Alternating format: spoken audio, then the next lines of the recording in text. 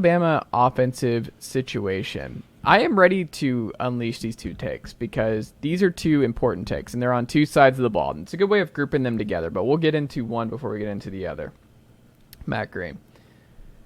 First up, Alabama, Tyler Buchner. Looks like he's going to enter the portal. It's now a weird thing here because it's like the way it's been reported is like if Tyler Buchner doesn't see anything that he likes, then he is going to return to Notre Dame, and Notre Dame, I guess, is good with it because like we can't really find a replacement at this point anyway for Sam Hartman. So it's like, great if you do. Okay, we'll figure it out if you don't, because you already lost Drew Pine to the portal too. So losing both your quarterbacks from a year ago to the portal makes it this room very, very thin in South Bend, Indiana. But I saw this, and it was like the whole week was, are people making too much of the sky is falling based on Alabama's pro day? Because I sent you, or spring game, because I sent you the stats, like the drive charts of what it looked like, and it was a mess. And look, part of it is like, hey, Caleb Downs is like immediately the best player on Alabama's defense, the kid from Mill Creek. And their defense is going to be loaded. Like, that's pretty much clear. It's like the defense is going to be really good at Alabama. Big if true, that Nick Saban's defense is going to be pretty good with Kevin Steele and the amount of talent they have there. However, we wondered on this very program all offseason where it was like, this man was not Nick Saban's first choice. Like, I think Saban would have loved to have had Bill O'Brien back. Like, fans were getting annoyed, but be careful what you wish for. Bill O'Brien had good offenses. Like, Bryce Young had two incredible seasons back-to-back here at Alabama. Like, you've had a steady run of innovative, good offensive minds in Sark, Lane, and Bill O'Brien. Tommy Rees is nothing like any of those three. And ask any Notre Dame fan. They were not, oh man, hate to lose Tommy Rees. There was none of that chatter from anyone in the Notre Dame fan base. There was a reason that you went to, let me check my notes here, Ryan Grubb, who was the offensive coordinator. This is like a forgotten talking point in the Alabama offensive offseason coordinator search. He was the OC and still is the OC at UW. UW with Michael Penix Jr. and Kalen DeBoer putting on a clinic. They were fantastic. They're probably a CFB playoff team with Michael Penix back this year. Playoff contender, I should say. He would have been a good hire. Like, that would have been kind of consistent to what Nick Saban has done basically from Lane Kiffin on, where he's just hired more of those. You think they'd go get Kalen DeBoer? He'd leave his head coaching job to be the OC at Alabama from the guys they've been getting, basically. Right. I mean, even Dion goes and gets the Kent State head coach, and he's like Sean Lewis, and it's a fun, high electric, air raidy tempo, more than anything, style. Saban goes the other way, and Tommy Rees, like, I just kept thinking this whole winter, thinking like, I don't know, man. I just can't shake this feeling. This is a terrible hire. And like, we just have to see it, but he's getting the benefit of the doubt. And Alabama's getting the benefit of the doubt because it's Alabama. And Saban hasn't whiffed at OC like this. But it's like, I think this is a whiff. And the fact that Tyler Buchner looks like he might be on his way to following Tommy Rees to Alabama tells you Saban and company aren't okay with the quarterback situation with Simpson and Milroe.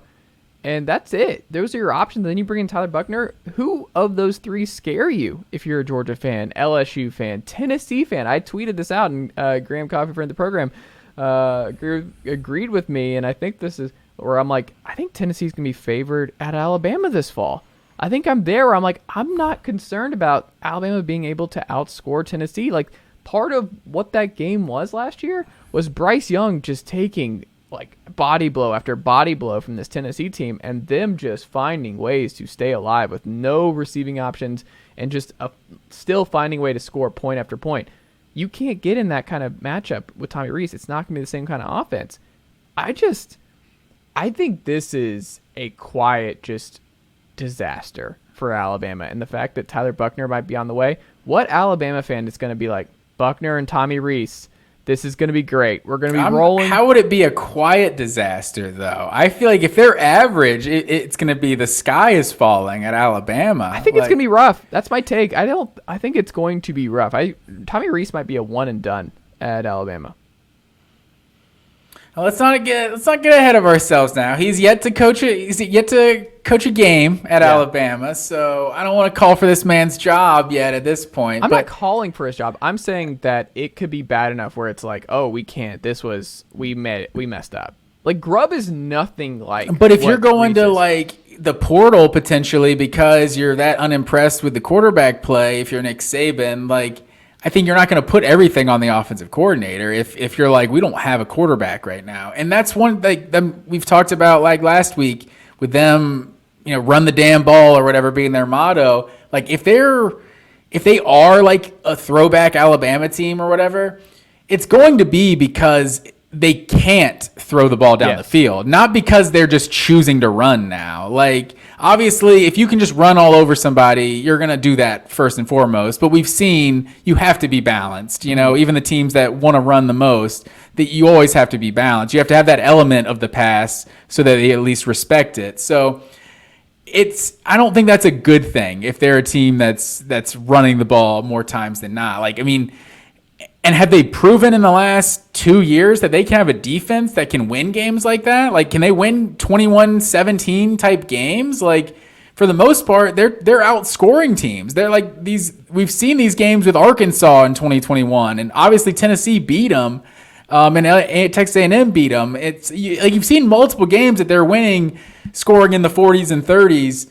Like I don't know. We haven't like it's to just assume they can go back to winning 13-10 games. Like I'm not sure they can. I don't know that they have the defense that's built for that. Like I think they're going to have one of the better defenses in the SEC, but I mean, do you think they're going to be better than last year? Like, no.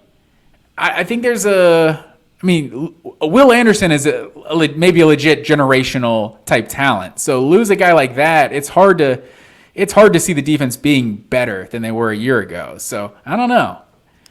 I don't think Bama's I guess I could eat these words, but Cliff Kingsbury, Dan Mullen, Ryan Grubb, all kinds of good names were like out there. Cliff Kingsbury just takes the analyst job in LA, and Dan Mullen stays in TV, and maybe you couldn't get some of these guys, but like you should have been able to do better than Tommy Rees. And I think the fact that they ended up with Tommy Rees is going to be a big, big issue this fall. I don't think Bama's a contender with this group. And the fact that Tyler Buchner might be coming down the pike tells me everything I need to know about where Alabama's offense is in late April. And it's not in a good place. The thing is, Alabama still has more talent than basically every single team on their schedule. So it's like they could run the vanilla Notre Dame stuff that they've been doing the last couple of years that just looked very just unimaginative. But doing it with Alabama players, it can still be better than Notre Dame was. So it's not Texas at home. We'll see what that looks like. But Alabama's got a better roster than Texas, like top to bottom. Like that doesn't mean Texas can't beat them, but it's Alabama. Dudes, it's never been an issue with Texas. Like they're always top 5, top 7. I think it's always been an issue. It's been an issue for a long time with Texas. They've recruited well, but they don't have good players. It's like it doesn't matter if you're recruiting. Like they're not putting dudes in the NFL. Like you look at the last 5-10 years, like Texas is not close to being like a pro factory. Like there's been something happens when they go to Austin because they're consistently getting top 5, 6, 7 classes, but like the talent year in and year out is not there. Like that's my biggest issue with the composite ranking. It's like the talent composite, the blue chip ratio. It's like when it tells me that Florida and Texas are in the top 10 in the country in talented teams, and that maybe not Texas right now because they're more talented than they have been. But like a team like Florida last year being like top 10 in talent, it's like I looked at that Florida roster, like they didn't have the talent. I don't care what the recruiting stars say. Like I respect the effort to like try to quantify the amount of talent that these teams have, but I'm not sure that's the formula that does it. I'm just going to go ahead and say now I think they go 9-3.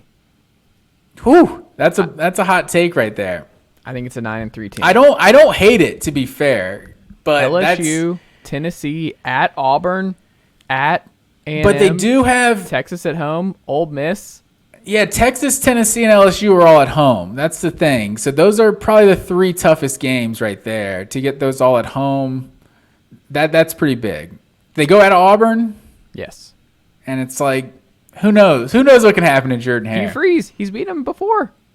For sure. I mean, bad Auburn teams, Yes. or I guess not bad ones, but mediocre Auburn teams. That could be Every amazing. time Auburn is good at all, they beat Saban. So On the flip side, Bear Alexander, who we mentioned at the top of the program, he winds up at USC. It seemed like it was going to be either USC or Texas for the former Georgia defensive lineman. But here is my take on this, and I wonder if you agree. And you can speak to what Bear Alexander potentially brings the Trojans going into next season.